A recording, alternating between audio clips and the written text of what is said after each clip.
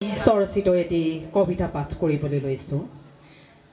কবিতাৰ শিৰোনাম উতনুৱা ফাগুন। ঐ ফাগুন, মোৰ মনক তই পচুৱা বতাহ ছাতি হৈ মন উতনুৱা কৰিলি। তোৰ অপেক্ষাত ৰৈ থকা লঠঙা মদাৰ জোপায়ো তোৰ পৰশত ৰঙা ৰঙাকৈ ফুলি উঠিল, যেন বনজুইহে জ্বলি উঠিল। হাঁহিবলৈ পাহৰি যোৱা পলাশজোপা হাঁহি উঠিল। সকলোৱে যেন ৰঙীন ফাগুনৰ প্ৰেমত পৰিল।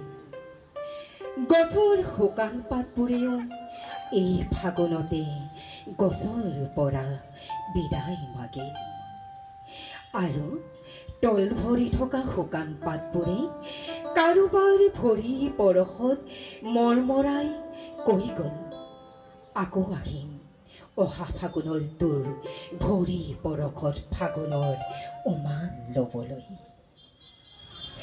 তই অহাৰ লগে লগে মনবোৰ যেন ধৰি ৰাখিব নোৱাৰি উৰি যায় কাৰোবাৰ ওচৰলৈ, পচুৱা বতাহ ছাতি হৈ।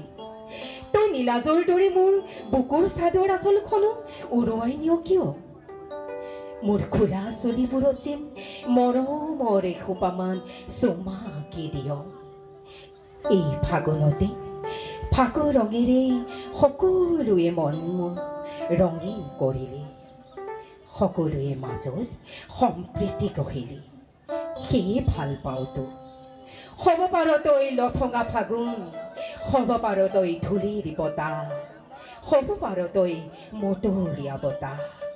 তাতেই তোৰ প্ৰেম লুকাই আছে, তাতেই নতুনত্ব আগমনৰ উমান আছে।